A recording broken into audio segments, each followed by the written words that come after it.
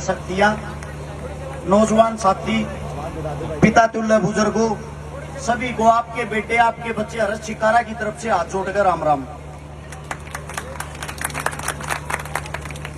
मेरी सारी माताओं बहनों से और मेरे भाइयों से, काका ताऊओं से सिर्फ एक विनती है, आप ताली बजाओ ना बजाओ मुझे कोई फर्क नहीं पड़ता, लेकिन जो मैं बात बताऊं ना उसको गौर से सुनना है। 2 मिनट के लिए आपका ध्यान मेरी बातों में होना चाहिए। आज हम श्री कृष्ण भगवान की जन्माष्टमी का पर्व मना रहे हैं। आप सभी साथियों को पता होगा इस बात का। कृष्ण भगवान कौन थे,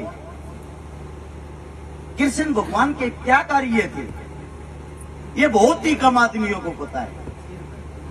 हमारे को अक्सर दिखाया जाता है किताबों में, टीवी में, वीडियो में, गानों में।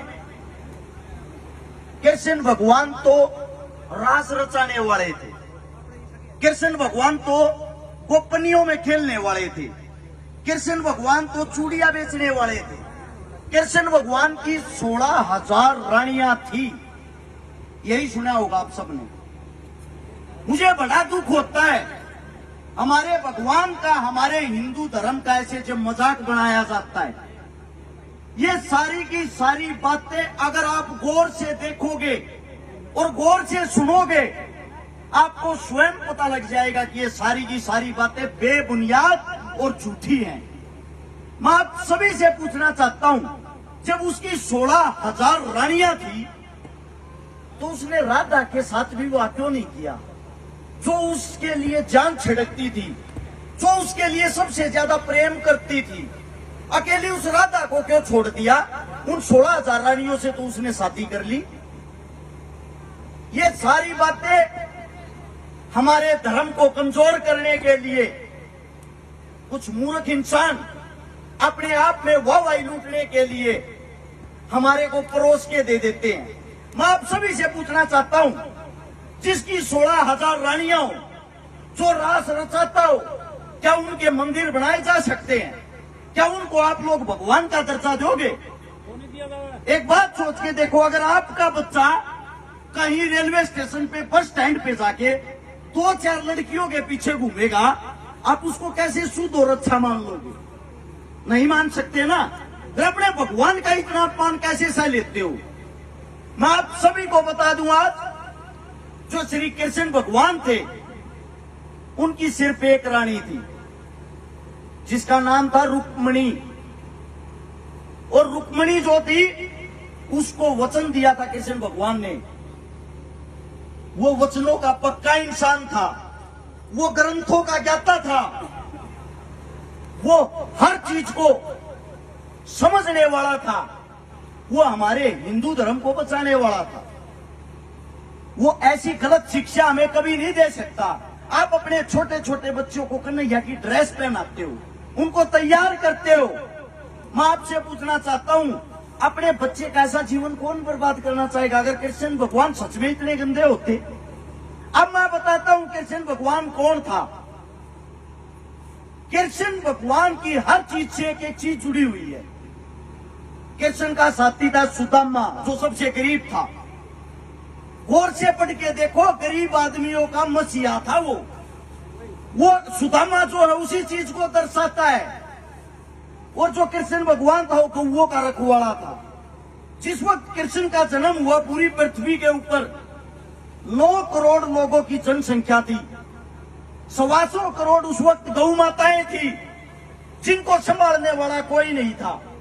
और आज के समय में हमारे भारत देश के अंदर 125 करोड़ हमारी जनसंख्या है। सिर्फ 9 करोड़ गौ माताएं इस पृथ्वी पे हमारे यहाँ हिंदुस्तान में बची हुई हैं। उनको संभालने वाला कोई नहीं है। अगर वो मेरे खेत में घुस गई, मैं उनको डंडा मारता हूं, दूसरे के खेत में घुस गई, वो उनको डंडा मारता है।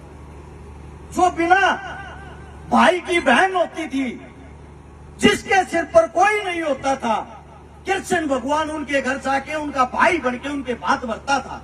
अरनंदी का भात भरा था ना आप लोगों के सामने, आप लोगों ने टीवी में भी देखा होगा। जो जब बिना भाई की बहन की इतनी चिंता, इतनी फिक्र करता है, वो 16,000 रानियों के साथ कैसे रास रचा लेगा? मैं आप सभी साथियों को एक छोटी सी बात बता दूं। जिस वक्त सीता मां और श्री रामचंद्र जी अलग हुए, सीता जब जमीन में समा गई, उसको एक ऋषि ने श्राप दिया था कि आपका प्यार इस जन्म में पूरा नहीं होगा। वही सीता मां अगले जन्म में अपना प्रेम पूरा करने के लिए 16,000 गोपनियों में अपने अंश बन के और दोबारा से पैदा हुई। वे जो 16,000 गोपनियां थी वो सीता का अंश थी, और जो श्री रामचंद्र जी थे उसी से कृष्ण भगवान पैदा हुए थे। त्रेता युग के अंदर, द्वापर युग के अंदर उनका जन्म हुआ। द्वापर युग के अंदर जब कृष्ण भगवान जमीन पे आए, वे सारी की सारी जितनी भी कन्याएं थी उसको देख के मोहित होगी। उसके अंदर कलाएं थी, 16 कलाएं, संपूर्ण कलाएं। श्री रामचंद्र जी के अंदर 12 कलाएं थी। कृष्ण भगवान एक ऐसा भगवान था जिसके अंदर 16 संपूर्ण कलाएं थी। उसको देख के जब वो मोहित हो जाती थी, उनका मन खुश होता था। उनके मन को खुश करने के लिए वह चंचल कार्य करता था, बांसुरी बजाता था, नृत्य करता था, उनके साथ क्रीड़ा करता था, खेलता था, लेकिन वो गलत नहीं था। शादी होने के बाद रुक्मिणी के साथ रहने के बाद भी कृष्ण भगवान 12 वर्ष तक ब्रह्मचारी रहा था। जो इंसान इतना पक्का हो वो कैसे गलत हो सकता है। एक और जिक्र आता, आप लोगों के दिल में भी आया होगा, फिर राधा कौन थी, राधा का क्या काम था। राधा खुद लक्ष्मी माता का एक अंश थी। आप लोगों को नहीं पता हो तो राधा अपने मां के पेट से पैदा नहीं हुई थी। राधा वायु के द्वारा बनाई गई थी। उसकी माता जी ने योग से पैदा की थी। जब राधा का जन्म हुआ, राधा की उम्र 11 महीने थी। कृष्ण भगवान तो उसके बाद जमीन पर आया था। राधा